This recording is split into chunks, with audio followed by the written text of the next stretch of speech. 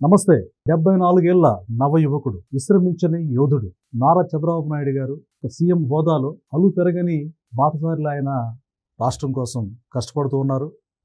అందులో భాగంగానే ఈరోజు స్వచ్ఛ ఆంధ్ర కోసం, రాష్ట్ర అభ్యున్నతి కోసం ఆయన కడప జిల్లా పర్యటనలో ఉన్నారు. అక్కడ మైదుకూరులో ఆయన సభ ఏర్పాటు చేశారు. ఎన్టీఆర్ గారు వర్ధంతి సందర్భంగా అందులో పార్టిసిపేట్ చేశారు. అక్కడ విషయాలు ఏంటో మనం చెప్పడానికి ప్రముఖ రాజకీయ విశ్లేషకులు అంకమరావు గారు ఉన్నారు. నమస్కారం సార్. అంకమరావు గారు, చెప్పండి సార్, చంద్రబాబు నాయుడు గారి కడప జిల్లా పర్యటనలో ముఖ్యాంశాలు ఏంటి, అసలు ఆయన వెళ్ళిన ఉద్దేశం ఏంటి? ప్రత్యేకంగా ఈరోజు కడప జిల్లా పర్యటన పెట్టుకున్నారు. అలాగే సాయంత్రం పూట కేంద్ర హోంశాఖ మంత్రి గారితో మామూలుగా విషయాలన్నీ మాట్లాడుకోబోతున్నారు. ఇక్కడ మనం గమనించుకోవాల్సిన అంశం ఏంటంటే 2004 తర్వాత రాయలసీమ ప్రాంతానికి జరిగిన మేలేంటి. 1982 నుంచి 83 నుంచి జనవరి 9వ తారీఖు నుంచి ఓడిపోయేంత వరకు 89 వరకు జరిగినటువంటి మేలేంటి. ఆ తర్వాత 1995 నుంచి 2004 వరకు ఉభయ రాష్ట్రం అయినటువంటి తెలుగు రాష్ట్రాలకు జరిగినటువంటి మేలేంటి, ఏ పరిపాలనలో ఏం జరిగింది. ఇప్పుడు విభజిత ఆంధ్ర రాష్ట్రం అప్పుడు రాయలసీమ కొంతమంది మేధావులు అనుకుంటున్న వాళ్ళు మాట్లాడుతున్నటువంటి మాటలేంటి, 2019 వరకు వాళ్ళు చేసినటువంటి విమర్శలేంటి, మరి 2019 నుంచి 2024 వరకు ఈ గొంతుకలు ఏమయ్యాయి, వాళ్ళ పోరాటం ఎటుపోయింది, ఇది కూడా గమనించుకోవాలి. మళ్ళీ తిరిగి 2024లో తెలుగుదేశం పార్టీ అధికారం రంగంలోనే మళ్ళీ మొదలుపెట్టేశారు వాళ్ళ యొక్క విష ప్రచారం. వాళ్ళే రాయలసీమ ప్రాంతానికి వాళ్ళ వల్లే మేలు జరిగినట్టు, వాళ్ళే రాయలసీమ ప్రాంతాన్ని కాపాడుతున్నట్టు, రాయలసీమలో హక్కుల కోసం వాళ్ళే పోరాడుతున్నట్టు మాట్లాడుతున్నారు. తప్పులేదు, ఎందుకంటే వాళ్ళకి అన్యాయం జరిగితే మాట్లాడితే తప్పులేదు, వాళ్ళకి న్యాయం జరగకపోతే మాట్లాడితే తప్పులేదు, వాళ్ళ మీద దాడులు జరిగితే మాట్లాడటంలో తప్పులేదు, వాళ్ళు హత్యగావించబడితే మాట్లాడటంలో తప్పులేదు, వాళ్ళ వనరులు దోచుకుంటే మాట్లాడటంలో తప్పులేదు. అంటే మీరు అంటుంది ఒక సంస్థానం లాగా వాళ్ళు దానికి బాసులు అంటూ వ్యవహరిస్తున్నారంటారా? బాసులు కాదు, వాళ్ళు రాజులు, మిగిలిన వాళ్ళు సామంతులు. అలాగే మండలాధ్యక్షులు ఆ రోజుల్లోనే ఉండేవాళ్ళు. అలా వాళ్ళు విభజించుకొని రాయలసీమ ప్రాంతాన్ని దోచుకుందెవరు, దాచుకుందెవరు అనే దాని మీద ఈరోజు ప్రజా చర్చ జరగాల. ముఖ్యంగా ఏ కాలంలో ఎవరు దోచుకున్నారు, ఏ కాలంలో అభివృద్ధి జరిగింది, ఏ కాలంలో ప్రజలకు అందుబాటులోకి వచ్చింది, ఏ కాలంలో ప్రజలు ప్రశాంతంగా ఉన్నారు, ఎవరి పరిపాలన ఉన్నది కూడా ఆలోచించుకోవాలి. ఏ రోజు జరిగిన కార్యక్రమాలని, ఏ రోజు మాట్లాడుకున్న మాటలను తీసుకొని వచ్చేసి ఈరోజు అడ్డుపడుతుంది ఎవరు, ఇప్పుడు 5 సంవత్సరాల్లో ఏం జరిగింది, ఎన్ని అంటే అక్కడ జరిగిన ముఖ్యంగా మిగిలిన విషయాలకి నేను అసలు వెళ్ళను. మిగిలిన విషయాలు మన గురించి మాట్లాడుకోవద్దు. తిరుపతిని ఎలక్ట్రానిక్ హబ్గా చేసింది చంద్రబాబు నాయుడు గారు, ఇది కాదంటారా? అమర్ రాజా బ్యాటరీ తీసుకొచ్చింది నందమూరి తారక రామారావు గారు, ఇది కాదంటారా? పద్మావతి విశ్వవిద్యాలయాన్ని తీసుకొచ్చింది నందమూరి తారక రామారావు గారు, ఇది కాదంటారా? ఈరోజు మామూలుగా ఏదైతే ఉందో కియా పరిశ్రమని తీసుకొచ్చింది చంద్రబాబు నాయుడు గారు, ఇది కాదంటారా? దీనికి తోడు చంద్రబాబు నాయుడు గారు 2014 నుంచి 2019 వరకు వివిధ అంటే రాయలసీమలో ఉన్నటువంటి ఏదైతే ఇరిగేషన్ ప్రాజెక్టులు ఉన్నాయో వాటిని మరమ్మతులు కావచ్చు, పూర్తి చేయాలని తలంపుతో కావచ్చు, ఆయన ఎంత ఖర్చు పెట్టాడు. 2019 నుంచి 2024 వరకు జగన్మోహన్ రెడ్డి ముఖ్యమంత్రిగా ఉండి ఆ ప్రాంతానికి ఏం మేలు చేశాడు. ఎంతమంది విద్యార్థులు ఉన్నత చదువులు చదువుకొని తెలుగుదేశం ప్రభుత్వంలో ఉన్నత చదువుల కోసం విదేశాలకు వెళ్ళారు, ఉన్నత ఉద్యోగాలు సంపాదించారు. 2019 నుంచి 2024 వరకు ఏం జరిగింది, ఇది ఒకసారి కూడా గమనంలో చేసుకోవాలి కదా. ఇవి కదా ప్రగతికి చిహ్నాలు.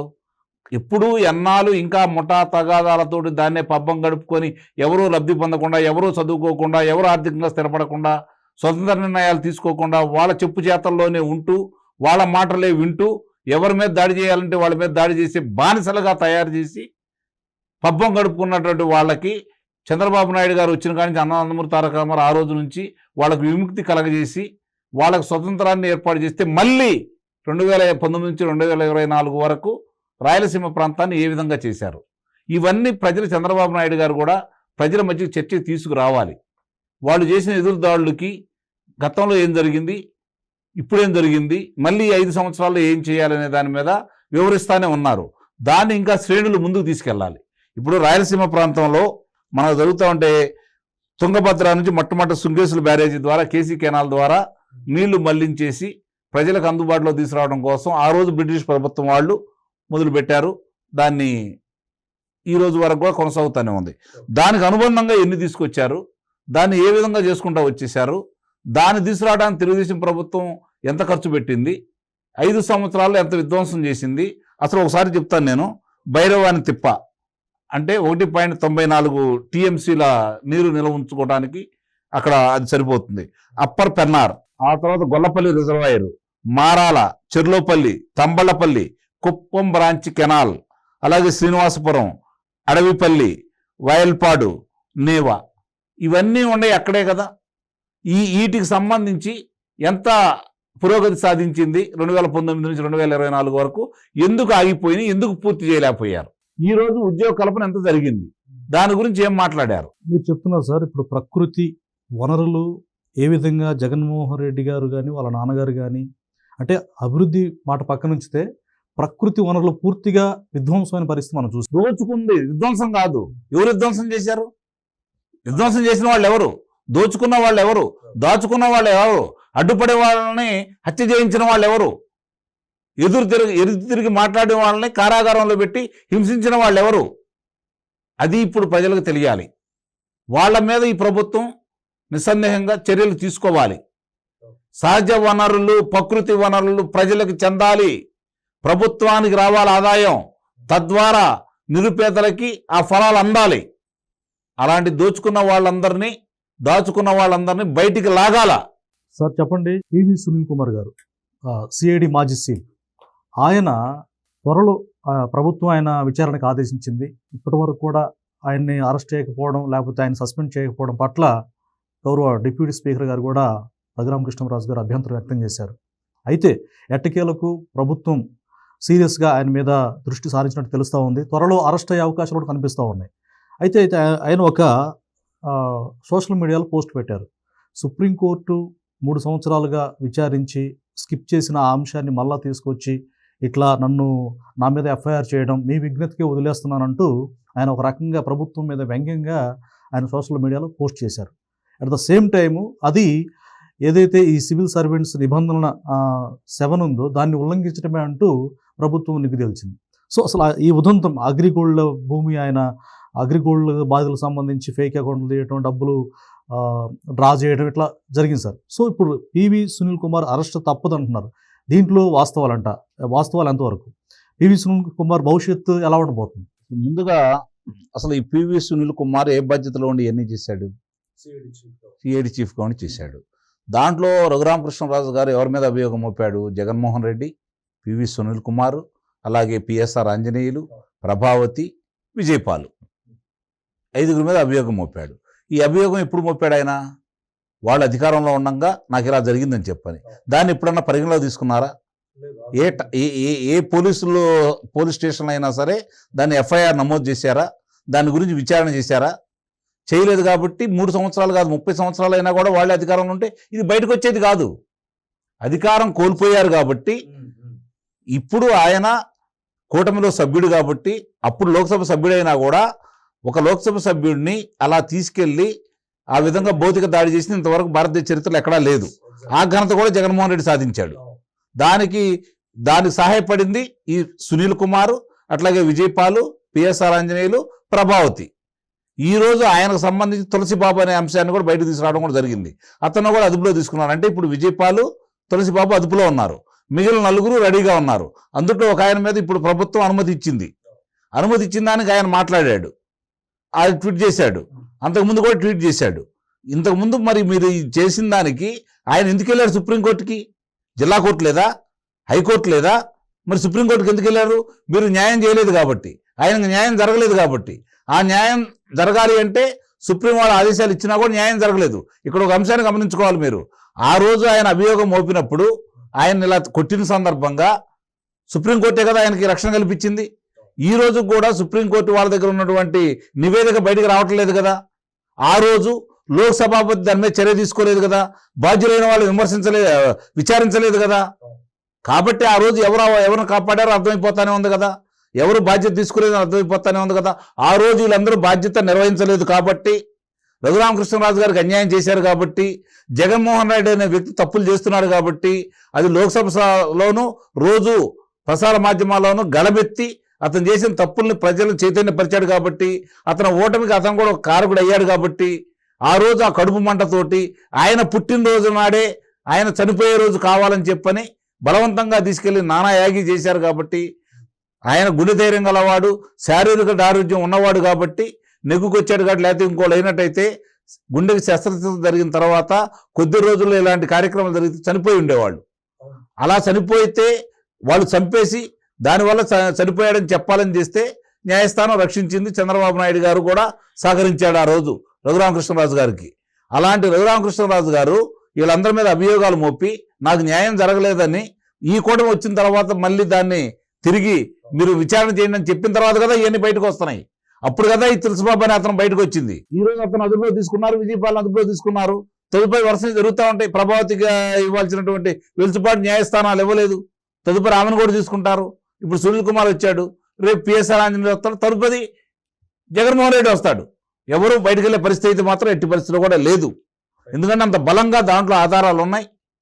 జరిగిన విషయాలన్నీ కూడా ఒక లోక్సభ సభ్యుడికి ఏమీ న్యాయం జరగనప్పుడు మన పరిస్థితి అని చెప్పి ప్రతి వాళ్ళు ప్రశ్నించారు కాబట్టే అతను ఓటమికి అడుగు కూడా రఘురామకృష్ణరాజు గారు కూడా ప్రధాన పాత్ర వహించాడు అనేది మాత్రం నిస్సందేహంగా చెప్పగలం. ఈరోజు మనం చూసాం గతంలో ఏ ప్రభుత్వంలో కూడా ఇలాగ ప్రభుత్వ అధికారులు, ఇందాక మధుసూదన్ రెడ్డి గారు చెప్పినట్టుగా దేశంలో అత్యున్నత service UPSC, union public service commission, అందులో ఉన్నటువంటి ఇంటలెక్చువల్స్ అంటే వాళ్ళు ఎంతో కష్టపడి అతి కష్టమైన పరీక్షను రాసి వాళ్ళు ఉద్యోగాలు చేస్తూ ఉంటారు.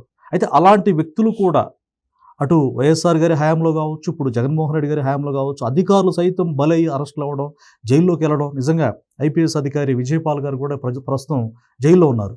అంటే ఆ పామరుల్ని, విద్య లేని వాళ్ళనైతే మోసం చేయొచ్చు, ఆ కడప ప్రాంతం వాళ్ళు కొంతమంది వాళ్ళకు ఓట్లేసే వాళ్ళు కావచ్చు. కానీ ఇలాంటి ఇంటలెక్చువల్స్ కూడా, ప్రభుత్వంలో ఉన్నత సర్వీసులు చేసిన వ్యక్తులు కూడా ఆయన మాటలు నమ్మి ఇట్లా వాళ్ళ జీవితాలను బలి చేసుకోవడాన్ని మనం ఎలా అర్థం చేసుకోవాలి? అంటే 151 స్థానాలు వచ్చినాయి. రాష్ట్రానికి ఇంత మేలు చేసిన చంద్రబాబు నాయుడు గారిని ఓడించారు కాబట్టి, ఇక తెలుగుదేశం పార్టీని ఓడించారు కాబట్టి మళ్ళీ తెలుగుదేశం పార్టీ తిరిగి రాదు.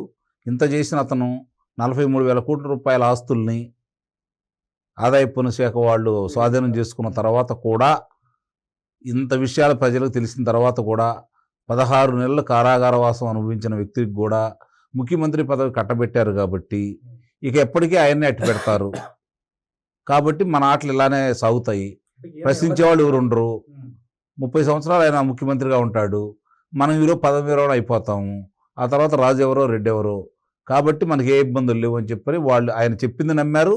ప్రజలు ఇచ్చిన తీర్పు కూడా దానికి అనుగుణంగానే వాళ్ళు అన్వయించుకున్నారు.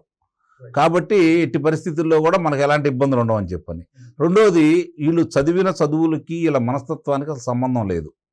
జరుగుతున్న పరిణామాలు మనం గమనిస్తూ ఉంటే, తండ్రి అధికారంగా ఐఏఎస్ వాళ్ళు ఎక్కువ మంది బలైపోయారు. కుమారుడి అధికారంలో ఇప్పుడు ఐపీఎస్లు ఎక్కువ మంది బలైపోతా ఉన్నారు. ఇది కూడా గమనించుకోవాల్సిన అంశమే కదా.